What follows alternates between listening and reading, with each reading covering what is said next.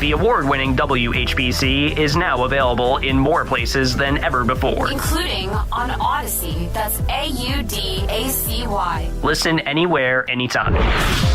The voice of Nassau Community College. This is the award-winning 90.3 WHPC HD Garden City. Listen on your smart speaker. Play WHPC. And available on Odyssey and iHeartRadio.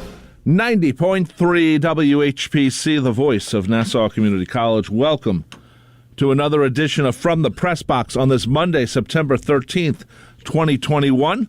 Lots of things happening in the world of sports this past week. We will be talking about the U.S. Open, the U.S. Open Tennis Open, I should say. The U.S. Tennis Open, whatever it's called officially. With Dan DeRosalia about 9:30. He's a tennis expert, brother. He's an independent tennis expert, brother. And, of course, I am Rob Leonard, and joining me is, of course, my wonderful and caring brother, Tim Leonard, award-winning sports writer, by the way. That's me. So we'll talk about tennis in about a half hour, but let's start off, brother, with football. No, you know what? I want to start off with the Mets-Yankees. Got a little spicy last night, brother. But I don't want to start there. I want to start Saturday. It was the 20th date since the anniversary, brother. Well, I don't like the term anniversary. I don't like because it was such a sad day. Anniversary to me means it's a happy day. It's a good time to remember. I call it a remembrance, a 20th remembrance of the attack on the World Trade Center and the Pentagon, and also a plane that crashed into the fields in Pennsylvania. Shanksville. Yeah, so I want to talk about that and how it involves the Mets and the Yankees. They wisely, Major League Baseball set up this weekend to have the interleague play between them, because they do play every year no matter what. And I have to say, first of all, one thing about the Fox game, brother, is they kept hoping there'd be like this dramatic moment like Mike Piazza had on September 21st, 2001, the first game back at Chase Stadium. You were at that game. You were covering at that game.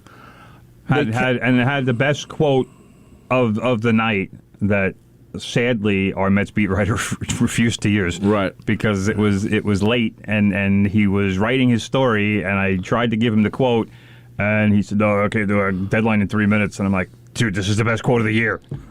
Yep. Because that was when Chipper Jones... Tell us quickly, Grow, because you've told it before, but yes, it's such a good story. Chipper Jones, I got to Chipper Jones first after the game. Right. And Chipper Jones told me, and me alone, there was nobody else there when he said it, that he actually was kind of glad. He said, "I know I shouldn't be saying this, but I'm actually kind of glad the Mets won." And that's a staggering quote for Chipper Jones to make. You know, because based on a couple of things. Number one, the Mets and the Braves back then had a very acrimonious rivalry going on, and number two, it really showed Chipper Jones' humanity, because you remember how Mets fans treated Chipper Jones. They did not treat him well, and with good reason. Chipper Jones killed the Mets, but he said these words to me, and I went upstairs and. Our Mets beat guy was banging out his story, and he's on, the Bergen Records had the worst deadlines in the metropolitan area. We had to file stories before anybody, and he's banging out his story. I literally wrote the quote out so that he'd be able to read it, not so It was in my notes. My notes are all sloppy, but I wrote it out, and I slid it in there, and I said, "This is your lead quote."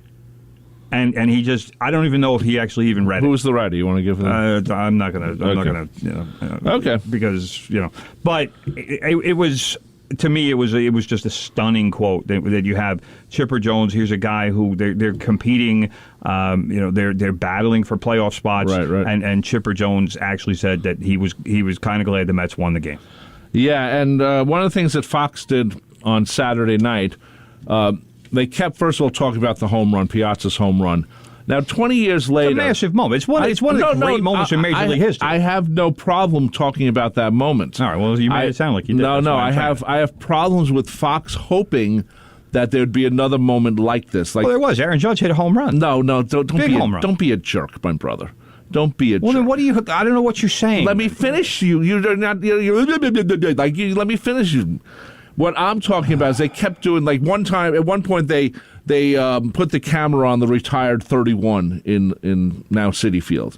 Like then they started talking about it. But they kept saying, well, maybe someone will have that dramatic moment like Mike Piazza. That was a one-time thing. You can't have 20 years later that same home run reaction that that Shea Stadium had on that night, which was more than just cheering for a home run. There was a lot of other things involved with that. And Fox kept sort of implying, well, maybe someone will do that. Maybe someone will do that. No. It's not the same. So you're. That was I a part think I that know what bothered you're me. saying. There was a human tragedy, and Mike Piazza's home run helped lift the city. Yes. So that could not be duplicated. Never. Because there wasn't a human tragedy involved when the Yes. Yankees and the Mets were playing Yes. on Saturday. How's that? Is that what you're saying? I am saying that, All right. yes. Then I agree with you, brother. Because Fox kept doing it. Joe Buck, I mean, I don't mind Joe Buck. I know a lot of people don't like him. I don't mind him. I'm not a fan. Smoltz was there, very and much. he was there in 2001. Smoltz was there. Smoltz was in 2001. I know, but he was also the announcer of Right. the game. So I was just like, come on. He should have mentioned this. Smoltz should have said, I'm sure. guys, what are we doing? Yeah, well, that was my only qualm with the night. Of course, Pilar, again, swinging at a ball that was literally 3 feet away from the plate.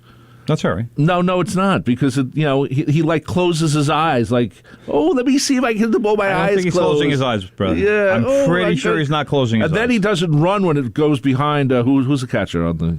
El Gary? No, Or Higashioka? Yeah, with the second guy. The Higgy. Yeah, Just call him Higgy. Higgy. Anyway, the ball goes behind him, and he doesn't even realize it. He maybe could have beat it out, but Pilar or Higgy? no. Pilar. All right, well. Because, and I'm like, come on. What the hell was he swinging at? The Mets should have won that game because Pilar is literally, I don't even know what ball type of, maybe it's a curveball. It went so far to the opposite of Pilar. I'm like, what the hell is this? But anyway, so would you give that swing a thumbs down, brother? I'd give that more than a thumbs down. I'd give it. Let's see. My thumb is on the right hand side. Let's not go there, brother. I know where you're going. Let's not go there. Index finger. Let's not go there, there's brother. the pinky. Let's not go there. Oh, Let's look not at that. go there. Yeah, you know. See, it's a good thing we're not on the Facebook Live today. Yeah, so you know what I would have given it. So then Sunday, what happened on Sunday, bro? I'll let you tell us. Yeah, nothing much What's good. with the whistles? What? Here's the problem. My problem is Francisco Lindor, and we actually wound up having a very spirited conversation on Facebook. You missed it last night, brother. Right after the episode hashing and Staros. Darren DeVivo, Staros was on there. Dave Rosenbaum was on there. A lot of people hashing it out. Apparently, what the Mets believed was that the Yankees figured out how Taijuan Walker was tipping his pitches. Right. And were whistling to their teammates in the batter's box to let them know what pitch they thought was coming. Now, there are ways that pitchers tip their pitches. One of them being, and this is, I think, the most common one, is when they go. See, this would be better on Facebook Live. I could demonstrate. But when they have the ball in their glove, right, and they're looking at the batter, and they get the sign from the catcher. Sometimes, if it's a curveball or a slider, you want to get the ball deeper in your hand. So you'll change your grip, and the glove will expand a little bit. Okay. So that will tell a batter that, okay, this isn't a fastball coming. This is going to be a breaking pitch. So pitchers a lot of times don't even realize they're doing it.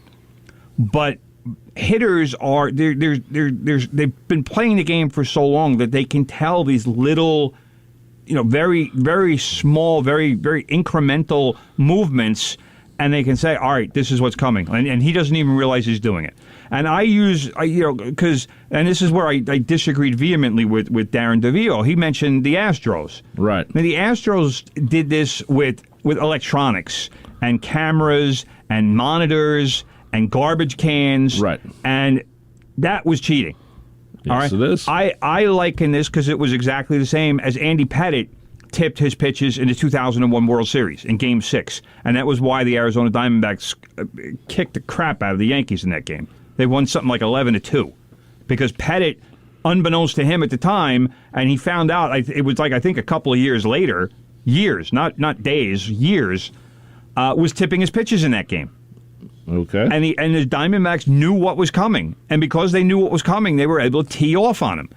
And when, Jonathan VR, not Pillar, VR, heard the Yankees whistling and apparently went to the mound to talk to Walker and said, look, I'm hearing them whistling. You got to be doing something with your pitches. And Walker fixed whatever he was doing. Right. And retired the next 13 Yankees in a row. So clearly he was tipping the pitches.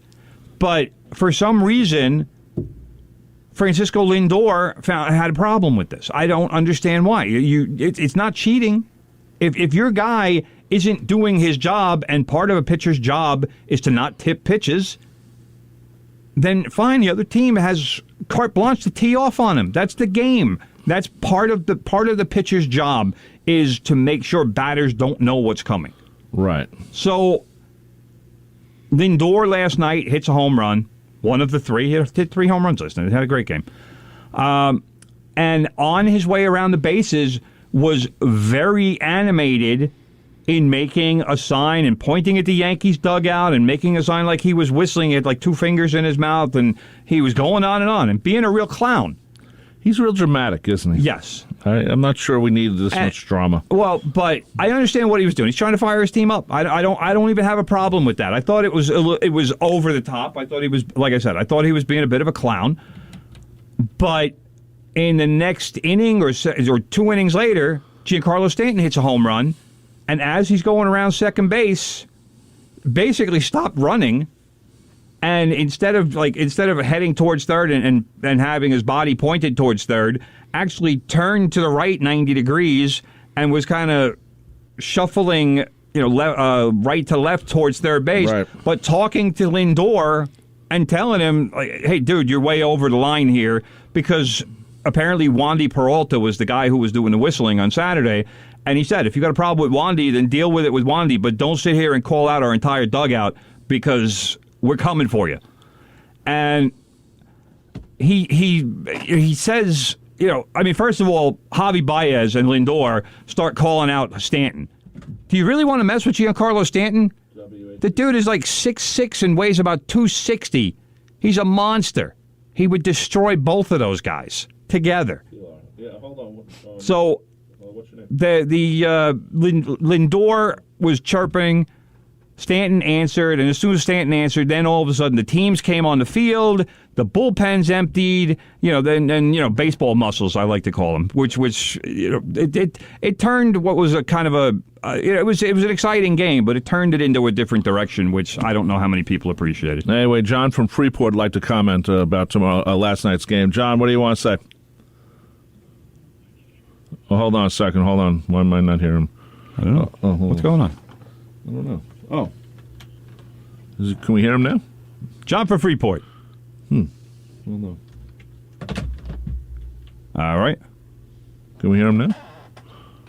No, I don't know, brother. I don't know. Figure it out, brother. We'll call back, John. We'll figure it out. So anyway, that Stanton's home run tied the game.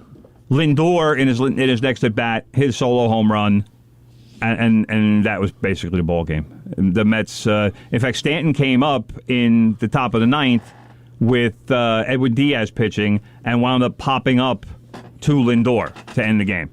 So that was disappointing, to say the least, if you're a Yankee fan. Yeah. Okay, John, we figured it out. Thank you, John from Freeport. John, what do you want to say about yesterday's game? I want to say that I don't mind Lindor, yelling at the other team or whatever. Well, first of all, you're a Mets Yankees fan. That helps. I'm a Mets fan. For okay, sure. great. Yeah, but I said the same thing. I don't necessarily mind him doing it. I just mind the way he did it. It was a little over the top, don't you think?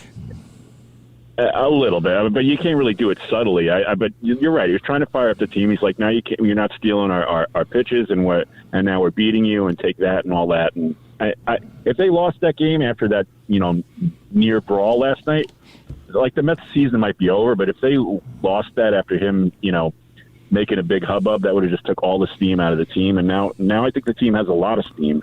And I think the center fielder's been excellent. He's been hitting pretty well for a while, I think, and playing a good outfield. Pilar's always been a good outfielder. With him, if you get any kind of a decent bat from him, then it's a bonus. He's a really outstanding center fielder. Yeah, he's pretty quick. He runs the bases pretty well. But the real reason I called is that A-Rod and Tim Vascudarian, they suck, man. They are so hard to listen to. I mean, A-Rod's always. I mean, it's just awful. I mean, I don't know what to say about it. A lot of people have similar opinions on A-Rod as they do on Joe Buck, and it's Matt Vasgersian. I don't like him, and this goes back to the days when he did the XFL broadcast. I mean, I just totally thought that he sold out his career to Vince McMahon's football league, and really lost a lot of respect for him for that. He's like a Tim McCarver wannabe, and people didn't like Tim McCarver, but at least he played the game and had an insight. He was sort of funny. This guy is not funny, and he just makes bad references. He just you talking about A-Rod or A-Rod? A-Rod. Yeah. Okay, I just want to make sure. A-Rod's not particularly interesting either, but at least he has some insight. But the other guy just fawns over A-Rod and I would agree with that.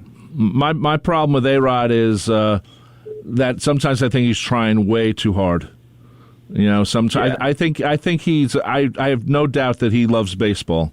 He does, and I think he cares. And I wish someone could sit down and say, you can say a bad thing or three about a certain player, and they're not going to hate you, and it's not going to affect your hanging out with Warren Buffett and the rest of them, because he wants to be a billionaire, and he might be one day because he made a lot of money and he looks like he saved it. So. He should, he's the color guy, but he's not particularly colorful. I mean, he should be the analytics guy, and that other guy is not color. I guess he'd have to be play-by-play, so they need someone more colorful to do the play-by-play.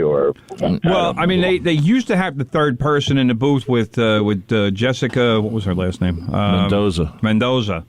And she wound up having the conflict because she started working for the Mets, right? And they wound up saying, "All right, we're just going to go with the two-person booth."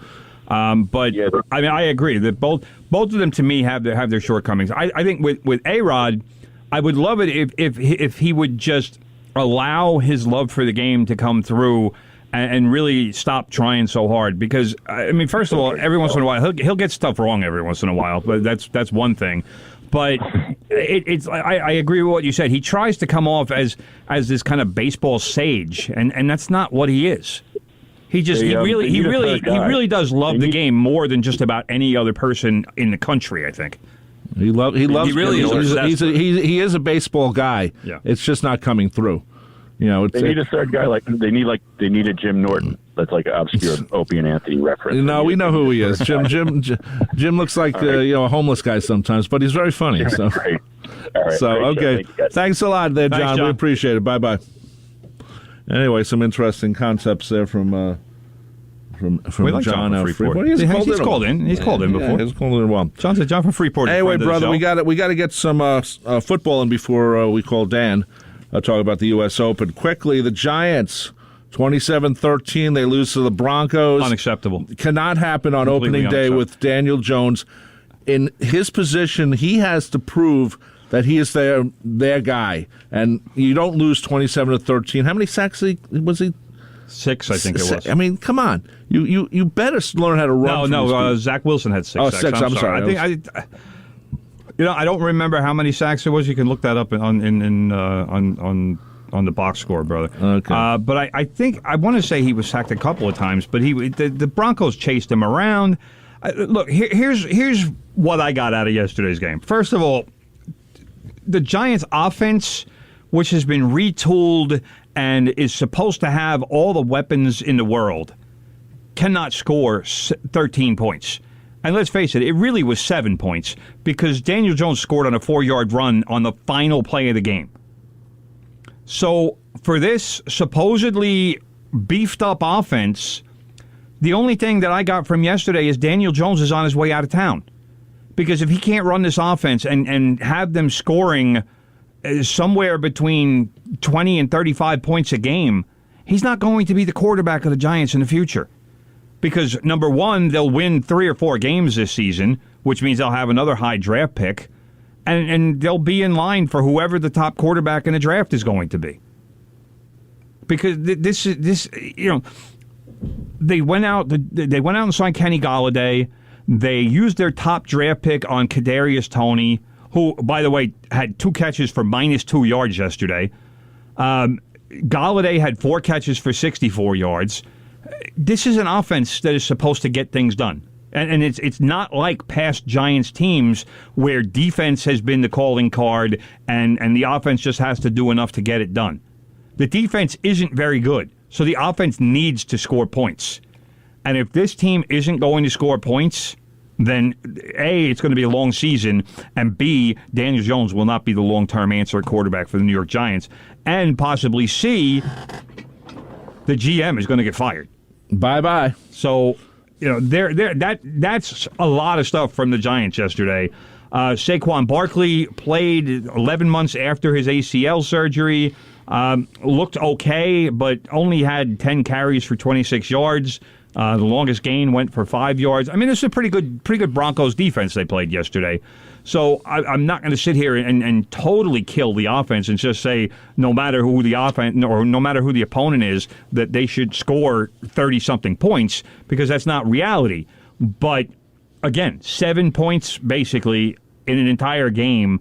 I don't care what the defense is. This offense is supposed to be able to put points on the board.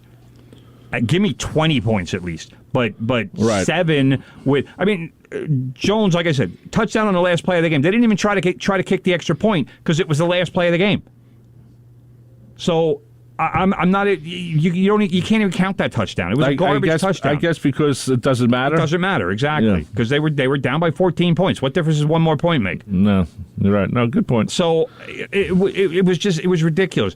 Jones did have a 37-yard touchdown pass to Sterling Shepard, which obviously nice to see, but that was pretty much it. And now the issue for the Giants and especially for Barkley is they're playing Washington. The Washington football team still doesn't have a nickname. Nope. I know, which is it's just a bane of your existence. It does. But they're playing them on Thursday. And, Barkley kind of was rushed back. He was cleared, obviously, but Barkley said after the game that he wasn't 100% sure he was going to play because of the short turnaround. So if Barkley doesn't play, then what do? Because remember, Washington has a very good defense. That is a team built around defense, especially the pass rush on that team. So Daniel Jones, who by the way had another fumble yesterday, lost another fumble. That desperately needs to stop. Yeah, it does. He needs to be able to hold on to the ball. Plain and simple. I mean, not you stick 'em, but imagine it's quarterbacks can't use stick 'em. I know, but imagine he has stick 'em like he's a little kid. Hey, we put stick 'em on your hand. A little spider tack. Yeah, whatever. So shocking that the Giants lost, but guess what? Not shocking. It was. I thought the Broncos would win the game. I just thought that the Giants would score a few more points. And be able. I wanted them to be able to show off the offense, and to show off what they had done in the offseason. And Golladay, 4 catches for 64 yards. Right. This is what they pay. This is what they're paying $18 million a year for. No. So I mean, I don't get it. It just I don't know if it was game plan, if it was execution. There was so many things that just weren't right yesterday. And again, Washington is a good defense, so I'm not expecting a whole lot of improvement for Thursday. It would be nice if the Giants' defense can stop a very lackluster Washington offense, and we'll see what happens there, because Ryan Fitzpatrick is the quarterback, but he got hurt. So we're more than likely going to see a backup because Fitzpatrick hurt his hip, and they say he's going to be out for a few weeks. Wow. So it's puzzling because, like I said, this offense is supposed to be the Giants' calling card. This is going. It's supposed to be a Giants team like we really haven't seen in 40 years. I mean, it's Phil Simms days, because the Giants are always a team that's built on defense first. It's a history. And this is supposed to be air whatever. I mean, I go back to Air Coryell, because that was the old coach who actually kind of created all of this pass happy stuff. I love Air Coryell. But that's the Giants are supposed to be a run and shoot type of team. They're not a team. Saquon Barkley's not going to get 30 carries because they don't need him to carry the ball 30 times. They need to be able to protect Daniel Jones and let him throw the ball 40 times a game and pass for more than 300 yards and have a couple of receivers with 100 yards apiece. And spread the ball around. Right. And none of that happened yesterday. And Saquon Barkley would be a great, guy to pass to.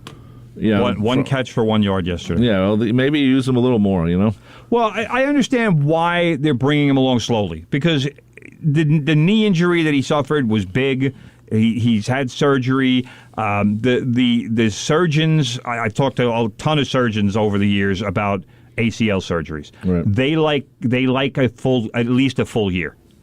Because the main thing about the ACL surgery is you need to reestablish blood flow in the knee. And you can't train that. You can't go in the gym and work that out. And because there were so many, I want to say about 5 years ago, athletes were coming back after 6 or 7 months. And the timeline kept getting shorter, and they kept saying, oh, well, you can come back in 6 months. Well, no, you can't, because you can't speed up the blood flow return. That's just nature. Nature has to take care of that. That's capillaries, and that's everything kind of reattaching itself and getting back to normal, and it takes a year. Right, and they were trying to force it because, hey, you can train the muscles and strengthen it and do all that, and that's all well and good, but you can't do anything to get the blood flow back to where it is. It's just time. Okay, let's get to the Jets. Oh, I'll tell you what, Zach Wilson didn't look horrible. But hold it. What? Sam Darnold had a good game. Yeah, he did. Except it was for the wrong team. Good for Sammy. Jet fans have been waiting for this game for 4 years. Yeah, they finally has it against them. Sammy, 279 yards and a touchdown, and he ran for another score. Yep. Except he was doing it wearing Carolina Panthers colors. Yeah. So it's typical. Yeah, exactly. It's typical for the Jets for this to happen. The guy they let go, but Ryan Fitzpatrick was let go too, and he's played pretty decent considering. He's always going to play pretty decent. Yeah, but decent is better than Ryan Fitzpatrick is the Bartolo Colon of quarterbacks. So I like him then. Yeah, of course. Well, you like him because he's got a beard. You like Bartolo Colon because he's fat. So there's a little something for everybody. Well, you're not thin, my brother. Well, I'm just saying why you like him, bro. But I'm also like the big sexy, if you say so, brother. Women love me. If you say so. Anyway, Sam Darnold's new team, the Carolina Panthers, defeated the Jets 19-14. Yep. Zach Wilson was sacked 6 times in the game. How many? Say it again, brother. Six, brother. 6, not 5, not 7? No, 6. 6. And spent a lot of time running for his life and getting used to life in the NFL, which is not an easy life for a quarterback. You're going to get hit. You're going to get hit hard. You're going to get hit often. But to Zach Wilson's credit, he got up every time. Yep. The last one of the last hits that he had, I don't want to say necessarily rang his bell a little bit, but his head did bounce off the turf a little bit. He was feeling that one. But the game really was decided in second quarter. Panthers scored 16 points. First touchdown came from former Jet Sam Darnold, 57-yard pass to former Jet Robbie Anderson. That came the play after the Jets were stopped on 4th and inches. And later in that quarter, Sam Darnold ran for a 5-yard touchdown. All right. I think they call that a scamper. Darnold threw for, like I said, 279 yards. Zach Wilson had, there it is, 258. 20 for 37 for 258. And 2 touchdowns to Corey Davis, who was the Jets' big free agent signing. Didn't cost nearly as much as Kenny Golladay. But 2 touchdowns in his first Jets start, 2 touchdown receptions. That's nothing wrong with that.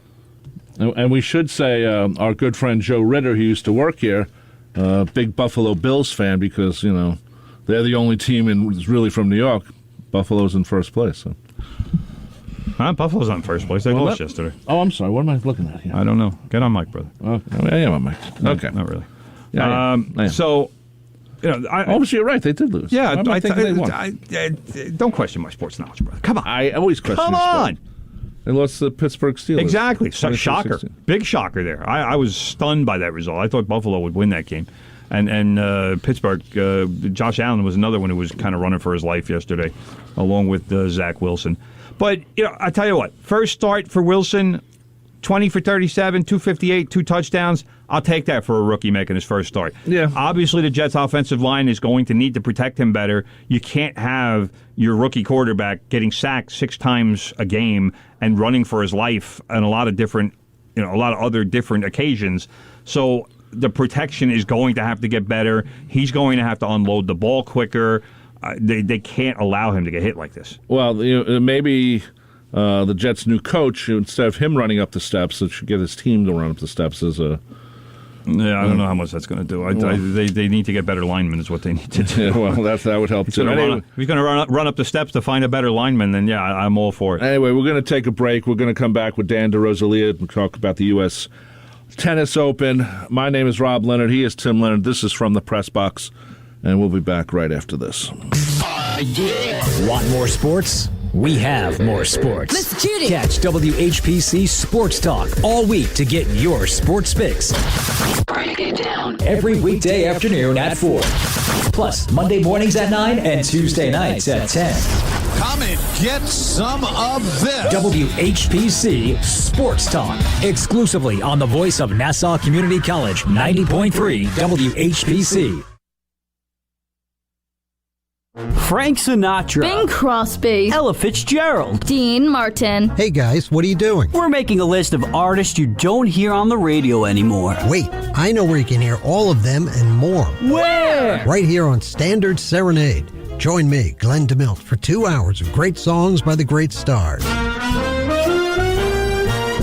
Saturday afternoon at 5 on the voice of Nassau Community College, 90.3 WHPC. Okay, go. Tell your friends about the Nassau Morning Madhouse. Hear what you're missing. Check it out. I encountered one of the funniest names of a town that I've ever seen. It's a little town called, and I'm not even kidding when I say this, Hyannis, New York. Swear to God. It's called Hyannis. Eleanor, enough with the disgust look. It's hysterical. No. Yeah. I was laughing for 30 minutes. I don't know. I just don't have the same humor. You know there's a town called Boring, Oregon? Yes. I think you should live there. Oh, okay. Jeez. No, but Hyannis is so it's hysterical. Hyannis Day. I don't say it. Let's take a trip to Hyannis, New York. I hate this. Oh my God. The Nassau Morning Madhouse. Weekday mornings from 7 to 9. On the voice of Nassau Community College. 90.3 WHPC. 90.3 WHPC, the voice of Nassau Community College, from the press box on your radio. Or maybe it's streaming at many places, nccradio.org, iHeartRadio, the TuneIn.com app, and, of course, Odyssey.com. We're all there. This show becomes a podcast later on nccradio.org. It's on Spotify. It's on Spreaker. It's on a whole bunch of them. And there's a lot of places. I always feel the need to spell Odyssey, brother. Audacy. You want to know why? Because when I spell it out, a strange word. When I spell it out, and you have spell check, it changes the word. Exactly. It spells Odyssey. Or Odyssey or something else. So let's still talk about the football, since we have a couple of times. We're trying to get in contact with Dan, and we're having problems.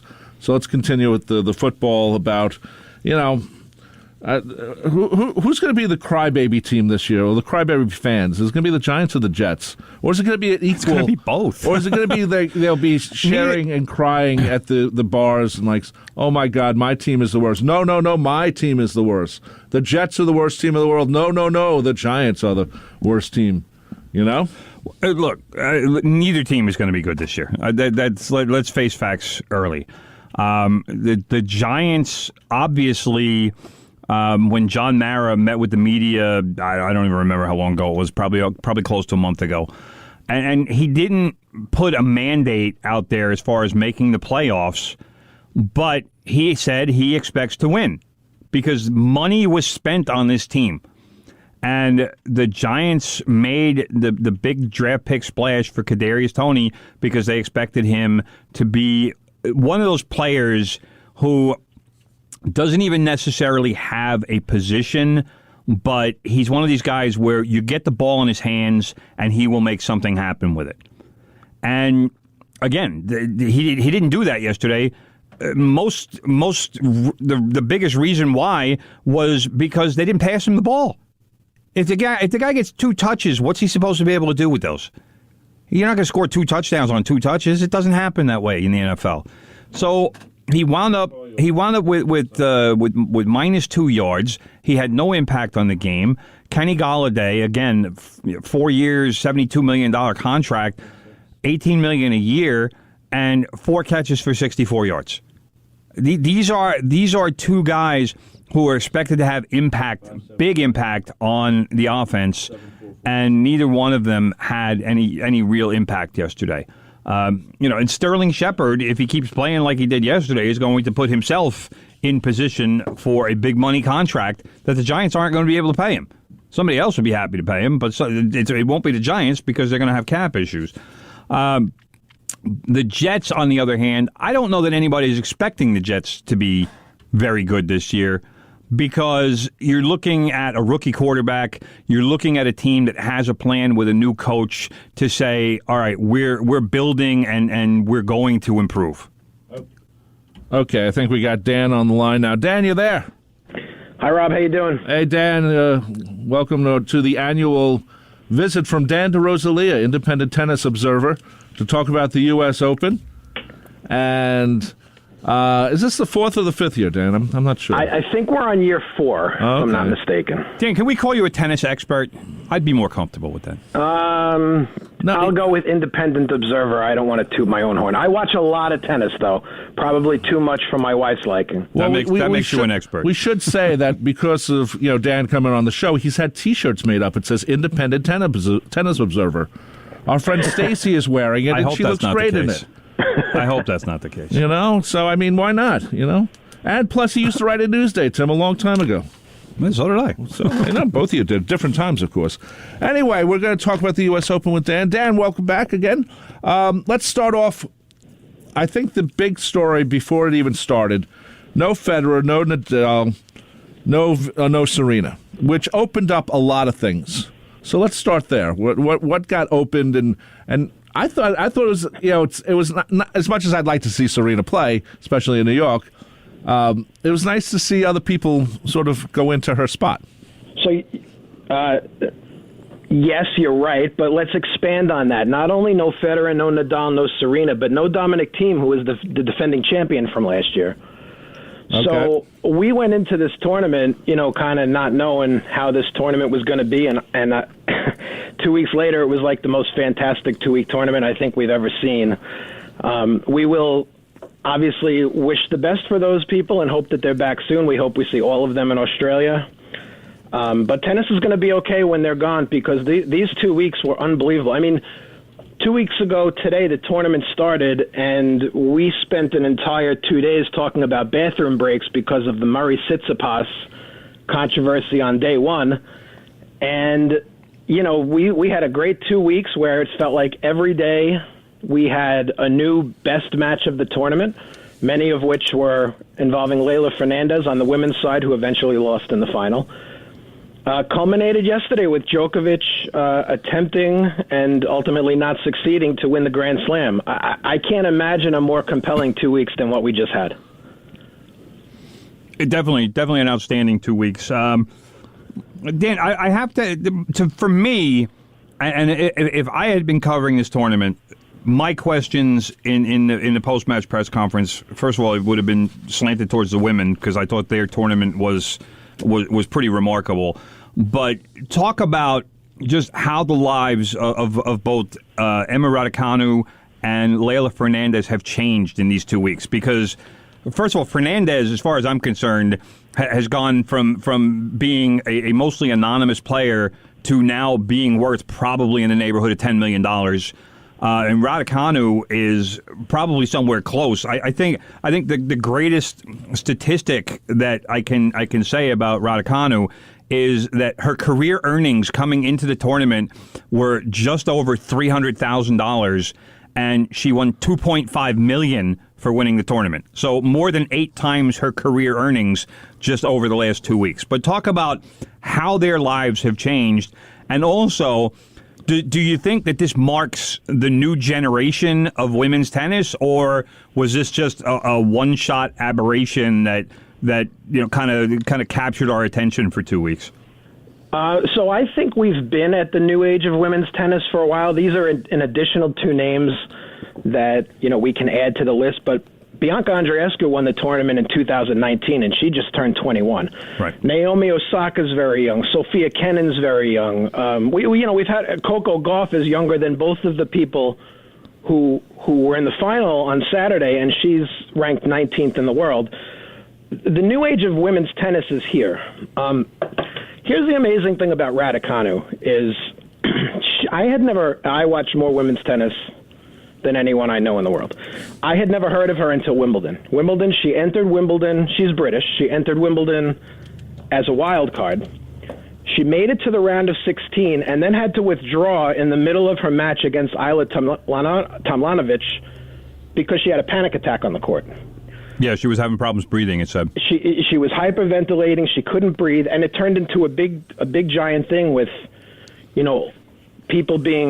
some people being critical of her and saying if you don't have the stones to compete, on a stage, then maybe this isn't for you. And it was a complete ridiculous overreaction to somebody who had a bad moment and just, kind of let the moment get to her a little bit. Fast forward that to now, where she enters the U.S. Open as a qualifier. She had to win 3 qualifying matches to win the U.S. Open. Right. And she wins the tournament by winning 10 matches and not losing a set. I'll go the rest of my life never having seen a run like this again. It's insane. She started the tournament ranked 127th in the world, and now she's 23rd. Right. Wow. It's unbelievable. I mean, it really is. And when you combine that with Fernandez making the final as well, which I think she came in ranked, 120-something, I think it was?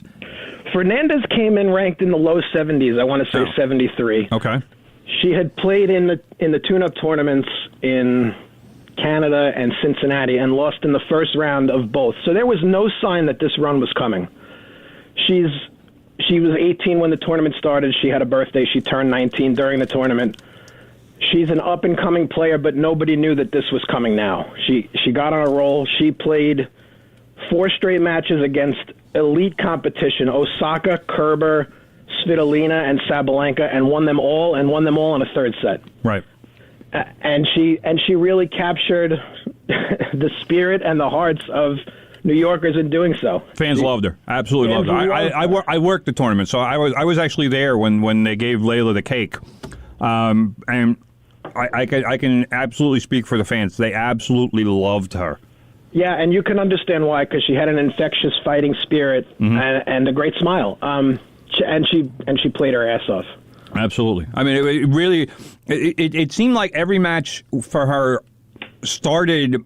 You could say, "Oh, she's nervous. She's losing games, and is this going to be when the clock strikes midnight?" And then she'd just start battling back, and it'd be like, "Okay, it took her a few games to get rid of the nerves, and now here we go. We're playing now."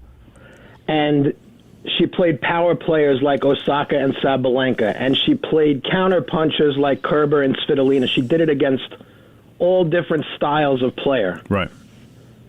So good on her. Yeah. And she'll be back. She's going to be a top 10, top 15 player. She's that good. One thing that stunned me about her, because I didn't know anything about her coming into the tournament.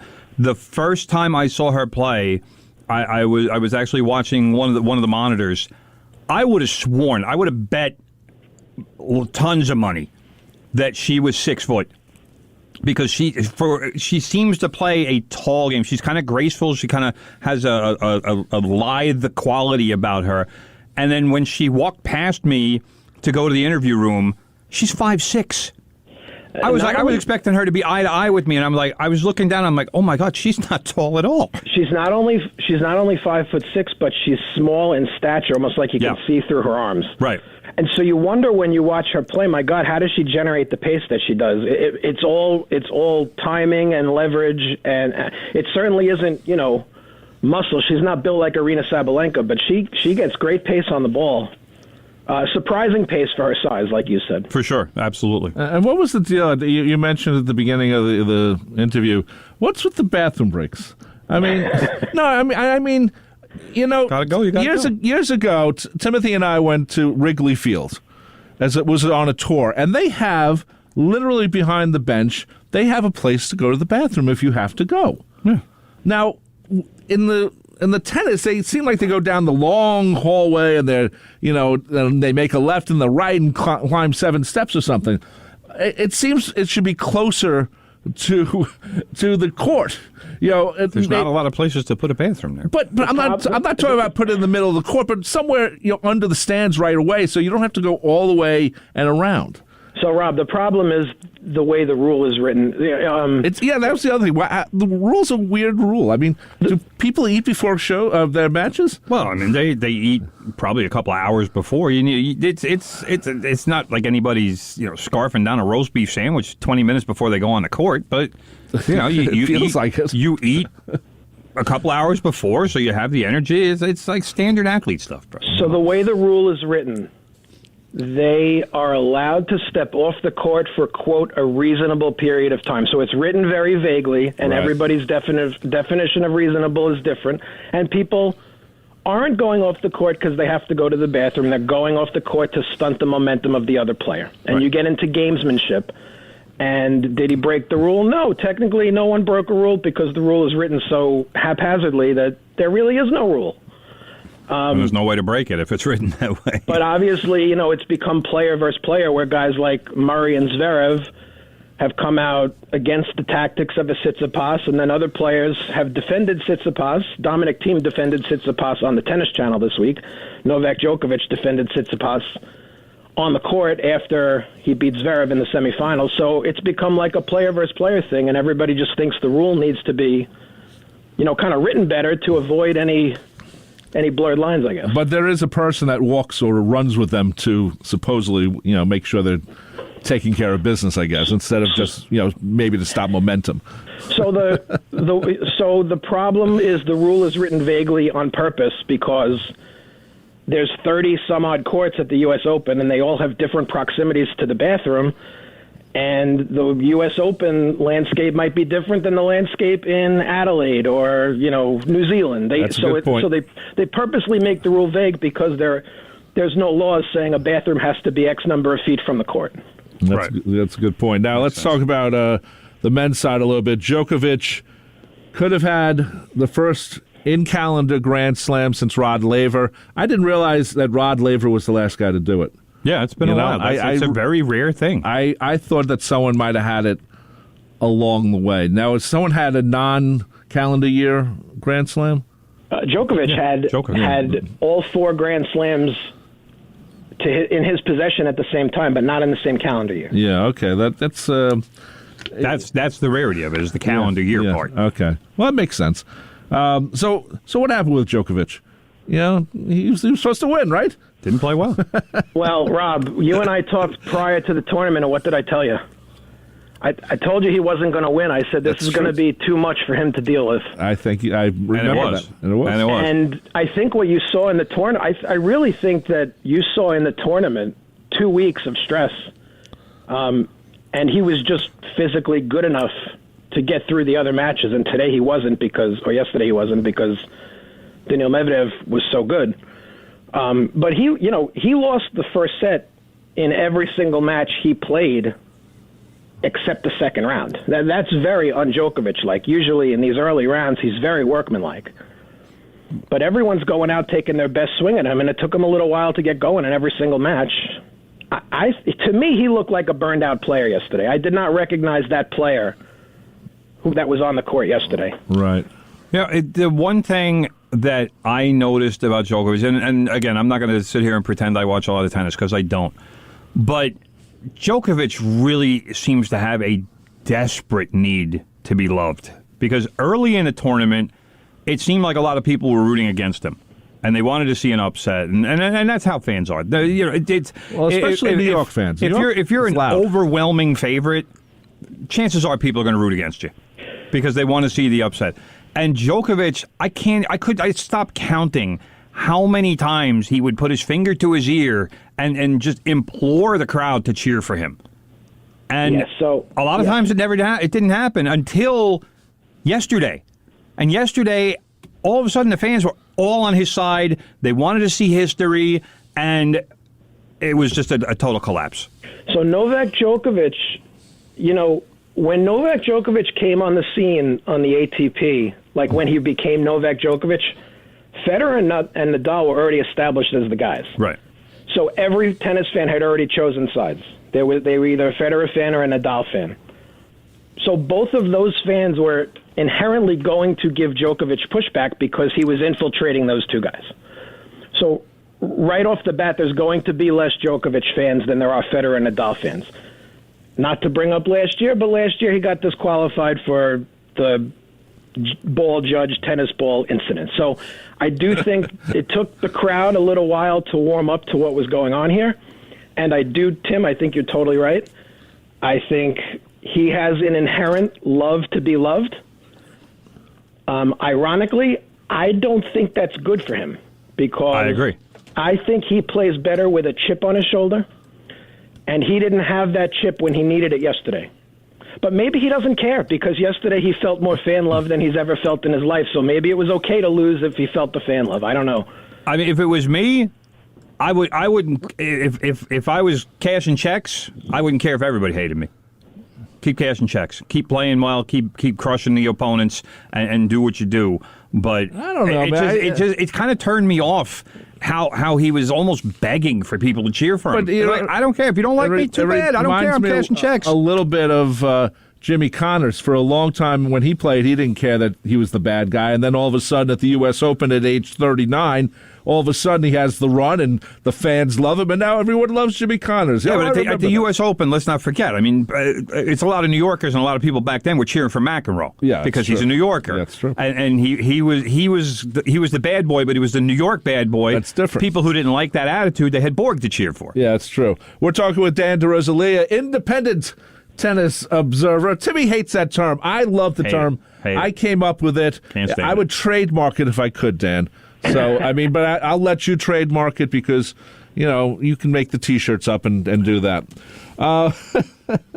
Anyway, a couple of things before we run out of time because Big Ed's coming up with good gold. First of all, I got to say something. I really dislike the Q&A right after the match that's in the stadium. The questions are pretty bland. They're pretty bland, and they're not going to say anything. And it's just, I think it takes away from any answers they might give in the press room. What do you think about that, Dan? Because you watch all the matches. To me, it's a waste of time. I don't know why they do it, but they do it because fans who otherwise wouldn't care might care what they have to say. To me, it's a harmless activity. I don't think it's necessarily going to take away. These players, they know what they have to do in press for the most part. So once they get off the court, they shower, they go into press. They know what the deal is, and they're gonna give the same answers in press that they would give, to Jim Courier or Brad Gilbert or whoever's asking the questions on the court. I think it's a pretty harmless activity. Okay, a couple other things. For those who don't know, I've known Dan for a while. We work in television. ESPN mostly showed the women matches, which isn't bad. But one thing that bothered me, ESPN would show the main match, but they didn't use ESPN2 to show a second match. They said, well, everything's on ESPN+. Now, I know this whole streaming thing, but this is the U.S. Open. This isn't... They want to sell ESPN Plus. They put soccer games on there too. I know, but it's like, can we have a second, game on ESPN2 instead of just going to Plus? Because I don't have ESPN Plus, and if I want to watch, a lot of people do. It's what it's I think it's $4.99 a month. Yes, I'm not. No, it's $6.99 a month. $6.99. Then they raised the price. and I have it, and it's tremendous. There you go. So I put ESPN on my TV, and I go on my phone, and I bounce from close match to close match on my phone, and I get to watch it all. So you watch it on the phone and you watch it on the TV. It's been a long 2 weeks. Oh my God! I was watching monitors at the U.S. Open, so I was fine. I was fine without it. So how do you think tennis changes or moves on after the tournament, Dan? So it's fascinating. We haven't even spoken about the men's winner, Daniil Medvedev. Quickly give us a background. We have about 3 minutes left. So this is a guy who, this was his third major final. He lost in the 2019 U.S. Open in 5 sets to Nadal. He lost to Djokovic earlier this year in Australia in the final, and basically the same type of lopsided scoreline that we had yesterday. This guy's the real deal, especially on hard court. He's number 2 in the world. He's going to continue to be a factor in all these majors going forward, and maybe, it represents, Tim asked me earlier, do I think this is sort of the new guard in the women's game? Maybe it's the new guard in the men's game where, we're seeing the finality for guys like Federer and Nadal. Djokovic, now maybe some of the aura is off of him, and he's beatable. He got beat in the Olympics by Zverev, and he got beat yesterday pretty handily by Daniil Medvedev, and maybe now guys are going to take the court against him and wonder, hey, maybe I can beat him this day. So maybe it's time for some new blood on the men's side, and Daniil Medvedev will lead that group because he's as good as anybody else playing. Good point. Tim, you got another question? Well, the one thing, I'm sure you saw the quote from Francis Tiafoe after his match, or maybe before his match against Felix, the last name I'm not even going to try. But he talked about how every men's player desperately wanted to get into the semifinals without Federer and Nadal there. Do you think that was kind of what drove the men's tournament, even though we did wind up with 1 versus 2 in the final?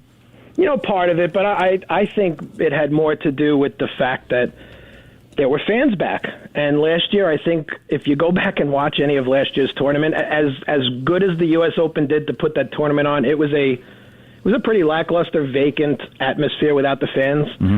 And this year, the fans really got, like you said earlier, got behind players that were behind. So there was no letting down. There was no quitting, especially for the American players, guys like Tiafoe.